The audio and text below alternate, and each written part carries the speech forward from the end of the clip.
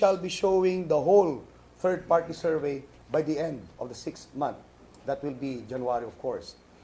So, as of the moment, the situation as seen by our president states that we were actually overwhelmed by the number of drug personalities.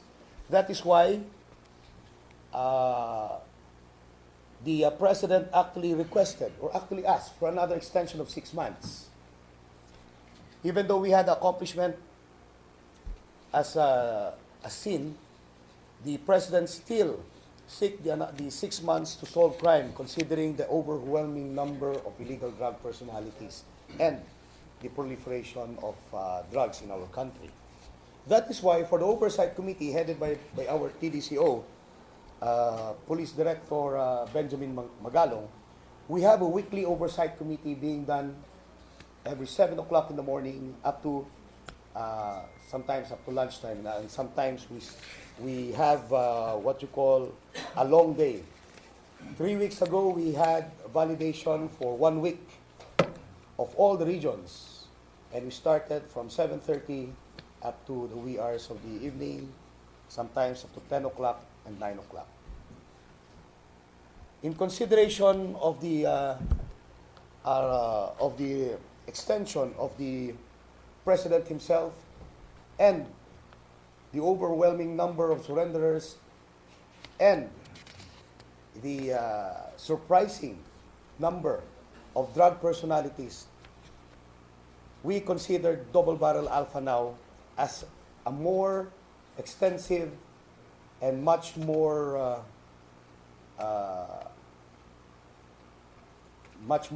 comprehensive approach to anti-drug campaign.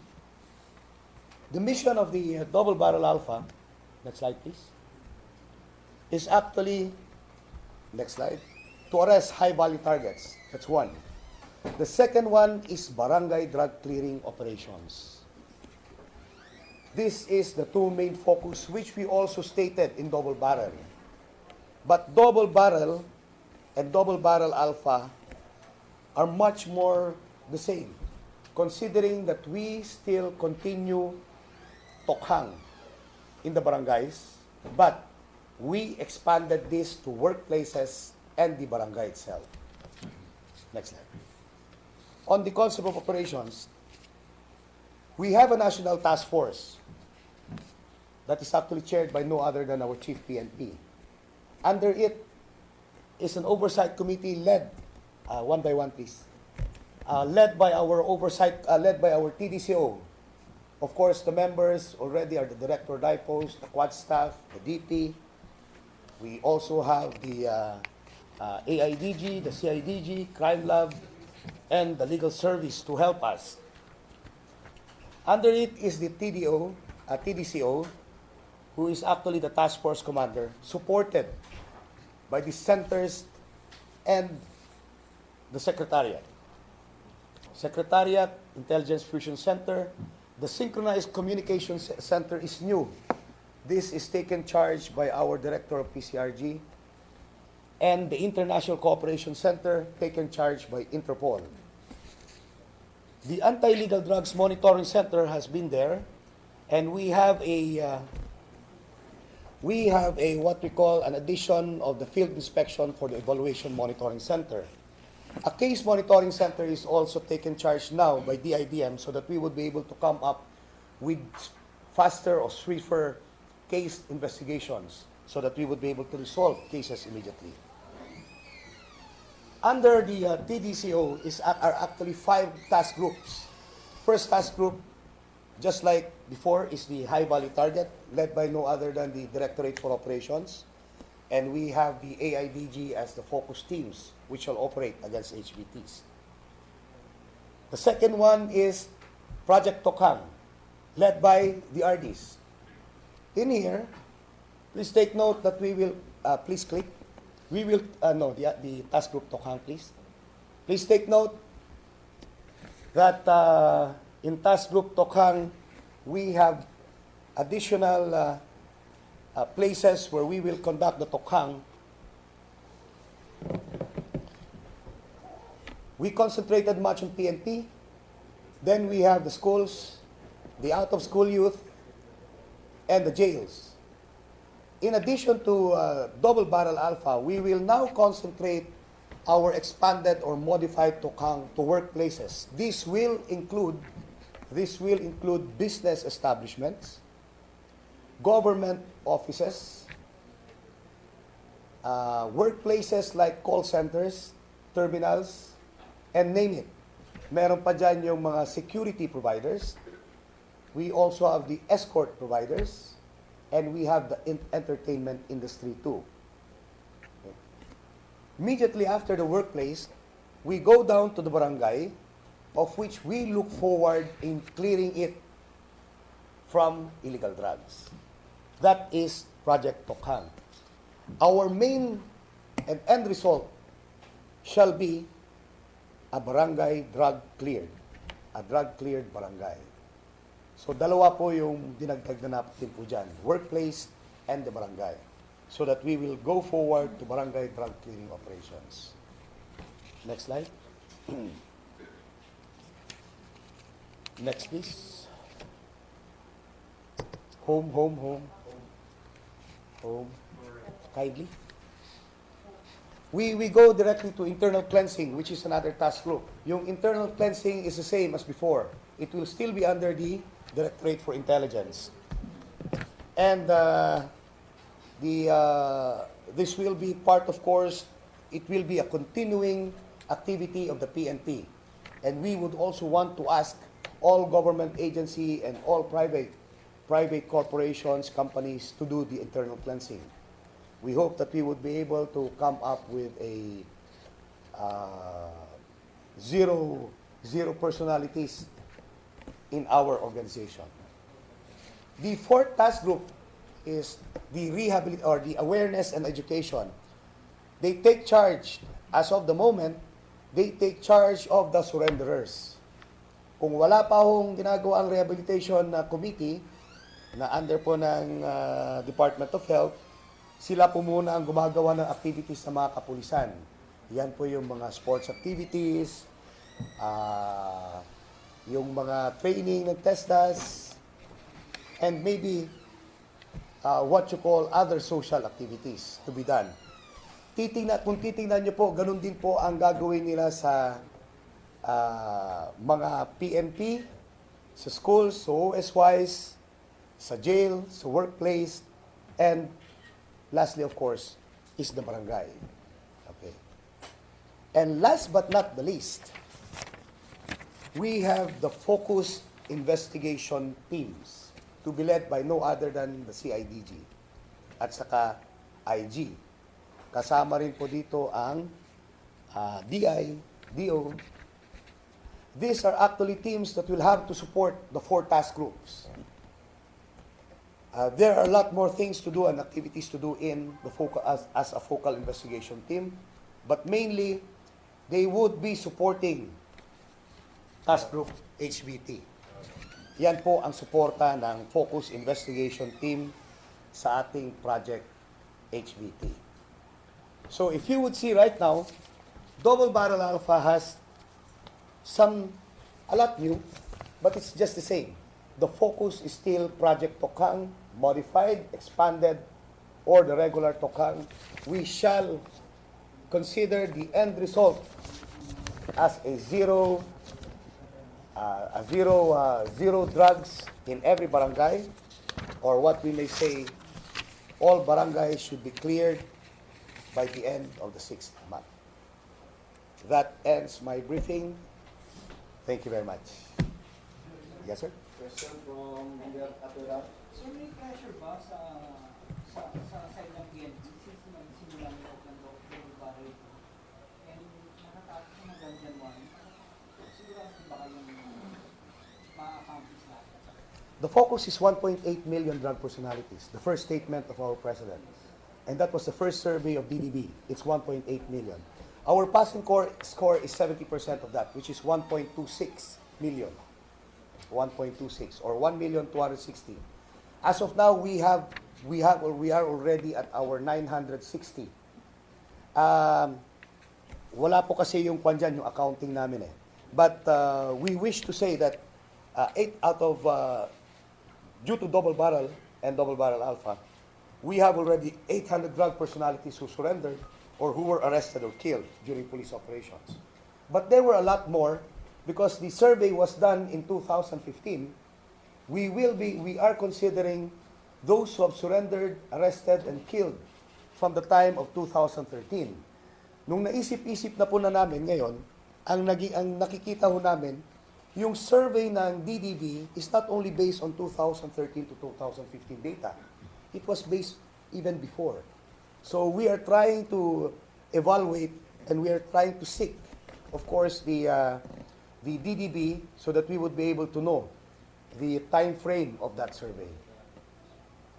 Other question? Sir, ano status ng open double barrel? Stop na ba yung pagsasagawa nun?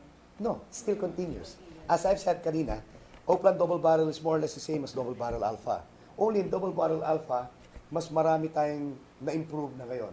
Pero we still concentrate in Tokhang, we still concentrate on HVT. That's the two basic approach of double barrel. Now it becomes alpha, we already have what we call the focus investigation teams. We also have what we call the international cooperation centers. Ano pa? Case monitoring center, which is very, very important. Most especially that there are a lot of deaths under investigation. And if I may, on deaths under investigation as of November 3, we have 2,342 incidents. Reported deaths of 2,561. And processed by SOCO is actually 998 as of today. And we also have 681 incidents which were actually investigated and concluded already. We have the victims of that investigation concluded is 712. We have filed cases filed, and then suspects arrested is 438. Suspects at large is 243. All in all, we have 712 cases filed. Sir, sinabi niyo kanina na yung target natin dito sa Oakland Double Barrel Alpha is to clear all the barangays. Yes. Sa loob ng 6 months. And yung 6 months is on July. No, the 6 month is part. July 1 is part of the 6 months. So, sa January. Yes, Sir. but we will not expect 100% drug cleared. You know why? Because it takes 2 to 3 months to clear a barangay, and they were only given last October 25, 26 to do the barangay drug clearing. So, hindi kaya, sir, sa 6 months, by January, na maklear lahat yung barangays. Yes, to be frank. But as of now, it's already being done. We do not expect all barangays to be cleared, but we expect surrenderers to be coming in again. Because we have to clear the barangay, we will coordinate with the BADACs. Sa mga ilang percent po yun, sir, ilang mga barangays kaya natin kaya maabot lang. Kung hindi naman 100%. Well, siguro pinakamataas na dyan is maybe 40 to 50%. Yes. Kasama na ba sa DOIC ang states kinausap? Well, the investigation is still going on. We still don't know what one. It's an implementation of search warrant. So we could not. Consider siya as accomplishment ng PNP? Considering na high value target? Well, he's already in jail. He's a high value target, but he has already, as I've shown you, he was already arrested before. So he is already part of that HVT before. Pero sir, na-coordinate ba sa inyong operation dahil meron kayong task group, HVT? No, Yung operation kay... no, not in as far as I'm concerned. No. Bakit kaya, sir? Hindi ba yun? Hindi kaya... Well, we just have to wait for the investigation so that we would be able to come up with conclusions. Pero kailangan ba sir na mag-coordinate dapat sa inyo? Actually, the fact is, all operations should be coordinated with the regional directors. The regional directors has operational control on all national support units operating in the area. Even the Army. If the Army comes in, they coordinate with the PNP. Even the regional director, if there is an operation in his area, most especially it involves ISO, he has to coordinate with the Army. Even search warrants and warrants of arrest being implemented in mountainous areas should be coordinated with the Army. That is why law enforcement works hand in hand, most especially with ISO. Kaya nga ho, ang sinasabi po natin, the assistance of the Army is very important in this case. Lahat po ng operation natin ay coordinated, supposed to be to all law enforcement agencies. Other question? Sir, clarify lang regarding yung DUI. Ilan po yung incidents? Saan na nga ba yun? 2,342 ang incidents. Ang number of deaths reported is 2,561.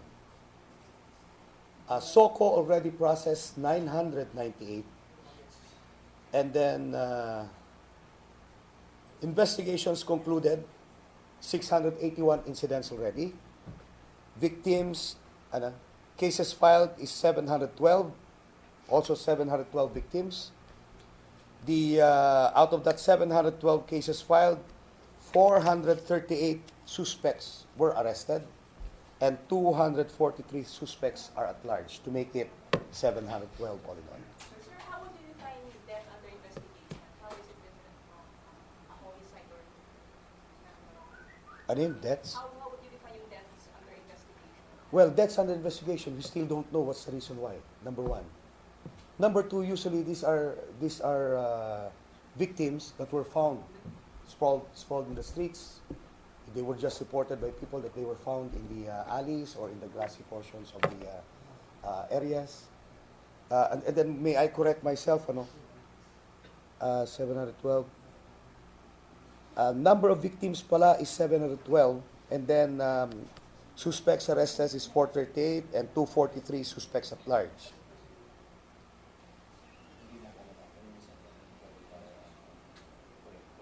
Wala yung cases filed. Okay, may tanong pa po? Sir, wait. Sige. Sir, since when po itong mga DUI kinatali? This is from July 1 to November 3. November 3? Yeah, November 3 only. November 3 was last Thursday. Sir, so marami pa po cases na kinatali. Do we see any pattern in where these suspects? Well, we have to ask the SOCO and the DIDM with regard to that. They have reports already. Soon maybe while we are filing the cases, may mga siguro may kita sa mga pattern tulad ng sinasabi nyo nga, may mga nakatape, may mga nakalagay na drug pusher. Okay. And not all incidents are actually, yung mga DUIs, not all are actually drug-related. Kaya nga sinabi natin na death under investigation because we don't know the reasons why they were actually killed. So sir, how is it different from the other cases under murder or homicide? Or parang kasabay ba siya doon? Well, actually, DUI cases are murder cases already. Okay? Yung homicide, alam niya naman, yung murder is premeditated. Yung DUI, pag sinabi mo DUI, nakita mo na, tinapon na dyan, that's basically murder. Pag sinabi mo naman homicide, accidental. Other question? Sir, yung sa surrenderies, ilang surrenderies ang target natin under the second phase? Feeling ba natin, sir, complete na 1.8 million as president? First of all, ginagamit na namin kasi is surrenderers actually. Pati kami noon, ginagamit namin actually surrenderies. Yung surrendery pala is the one whom you surrender to. Surrenderer, yung nag-surrender. Surrenderer, may sinurrender ako na gamit. Okay? Now, we are hoping to catch up with that 1.8 million DDB survey of drug personalities. We are trying to come up with the evaluation of 1.8, but hopefully, sana lumampas kami sa 70% ng 1.8. The 70% is 1.26. So, sana naman lumampas kami. Baka pwede 1.27. That's part of the target, sir, kung sa second phase. Yes. Na-accomplish. The target is for us. If you have seen, we have separated. There is a consolidation of the whole double barrel from July 1 up to date. There is a separation of double barrel 1 from July 1 up to the 25th or 26th. And we have a separation of double barrel alpha from 26 to date. This is for us to see what new actions or initiatives or strategies the regional directors or the national support units will do. Okay, sir. Yes po. General, yung nabanggit mo kanina, na lahat ng mga actions kailangan coordinate sa mga RDs. Mhm. Pag gano'n na hindi na-coordinate, may mga violation ba? Well, that will be investigated because there are a lot of police operations also na kung minsan diretso ang coordination while operating already. Okay? Pero we will have to wait for the investigation of CIDG and then they said may NBI na but motu proprio it's IAS. Sir, paano ko namin i-reconcile yung 1.8 million yung sa DBP pero 3 million yung sinasabi ni President? Well, yes. Directive of our chief PNP, 1.8 and then we have 3.7, right? The directive of the chief PNP is we will concentrate and focus ourselves to 1.8 muna. 1.8 million. Clarify ko lang po until January din po itong target natin for 1.8 within 6 months na po. 1.2, yeah, 1.8, yes. Because that's the first declaration of the President, yung 1.8. Siguro pagka yung the other 6-month extension na sinabi nga ng ating Presidente, siguro doon na natin yung 3.7 naman. So basically, pag January, so mabot natin yung 1.2 dito sa Congress. Sana po. With your help, of course. Sana po sa tulong nyo. Let me correct. There are victims of 712 in the DUIs, and we have 681 cases filed. Yung nga sabi ko, out of that, we have 438 arrested suspects and 243 at large. 681 cases. Baka tatanungin nyo rin, bakit mabagal? Dinadahan-dahan po talaga ng ating mga investigador. Hindi ho tayo makakapag-imbestiga kaagad po na within 1 week come up with a resolution or what. Sir, can we determine kung ano dito yung drug-related? Do you have separate figures? Yes, maybe. But as of now, I don't have the numbers. Sir, given by Task Force 26, there are 685 drug-related cases. 685 yung drug-related. And ano yun sir, na determinant na sir ng So we 685. already have 685 drug-related cases out of the 2,342. Pero dito kasi, ang cases filed na na-report sa atin ng DITM, cases naman ito, okay, 681. It may have been drug-related 685, but 681 had just been filed the case. So yun sa issue ng coordination, hindi pa ba nag-learn ng lesson yung PNP? Yung basa sa paano, nagkaroon din tayo ng problema sa coordination, at ngayon, ito po yung incidente kay Mayor Espinosa. Well, I suppose I could not answer that as of the moment because CIDG will still have to investigate the lapse if there are any lapses in the operations or the implementation of the warrant to Mayor Espinosa of Alvera Leyte.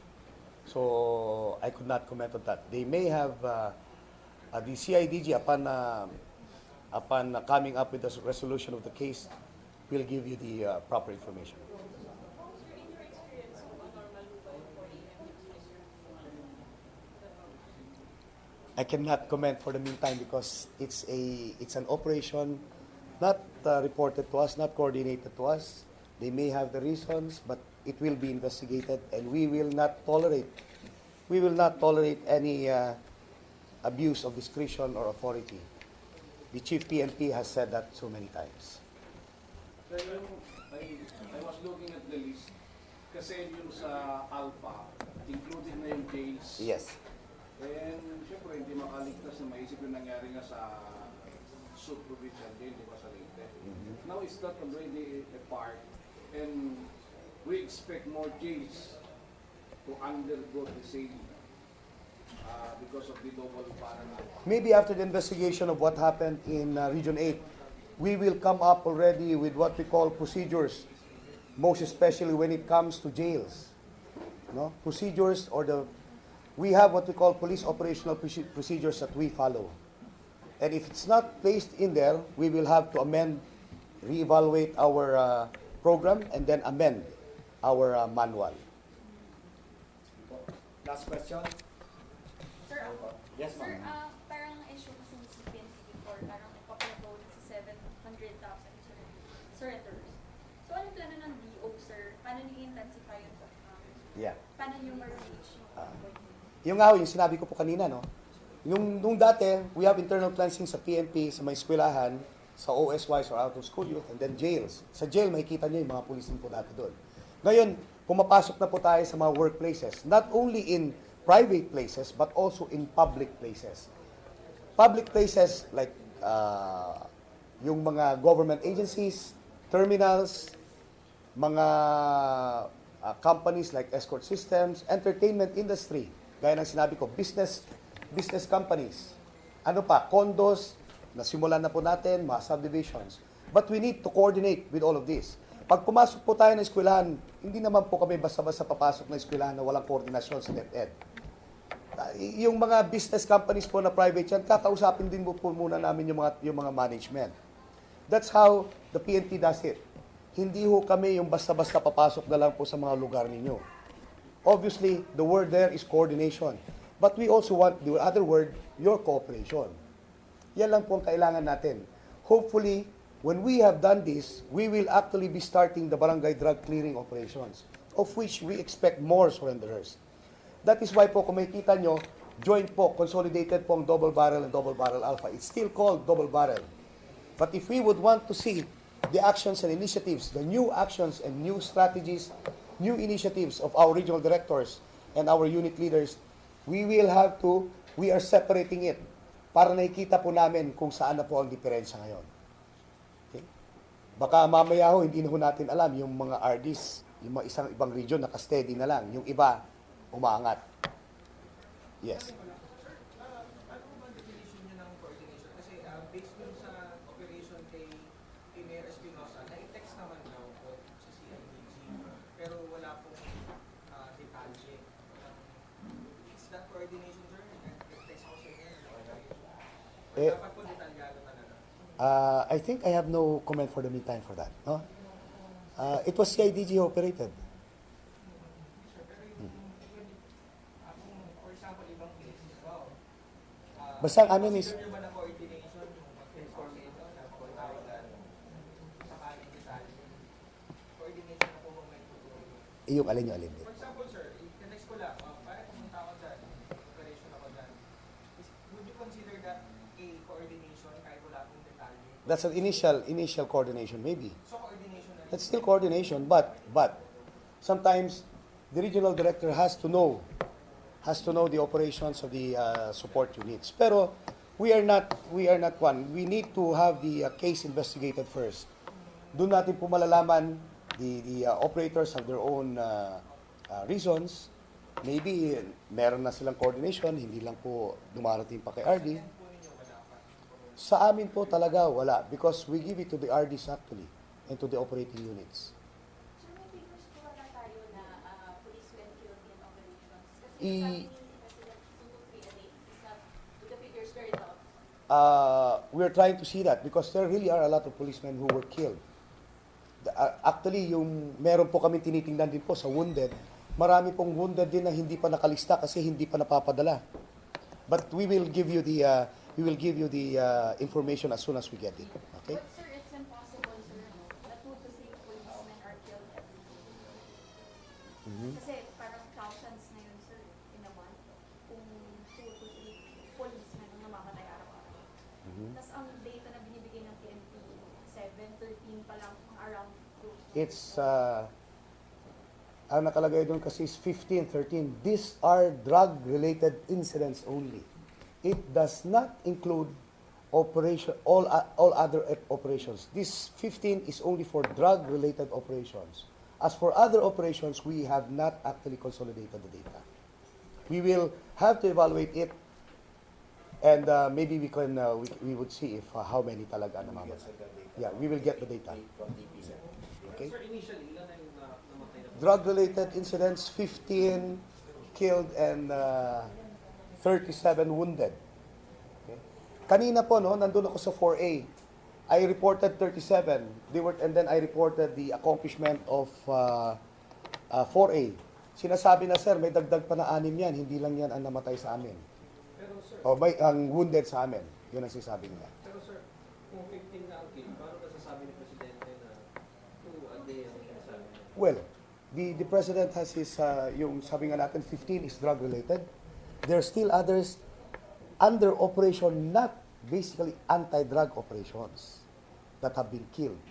Hindi po, ito lang po tinitingnan po natin is anti-drug. Yung criminality na iba, hindi pa po natin na ililista. We will get the information as soon as we get them, we will get back to you. Sir, yung 15, sir, since when? Kailan pa ba yun? July 1. July 1. Yes. Actually, Yan naman pag nagkasalita naman siya, siyempre pertaining to drug Yeah, operation. Yes. to be killed sa drug war. Sinasabi niya, drug war. Saan ang gagaling yung data niya na yun? well, we will see. We will evaluate that again. We will try to check it out with DP. Yung DP kasi ang repository lahat ito ng mga personnel. Okay?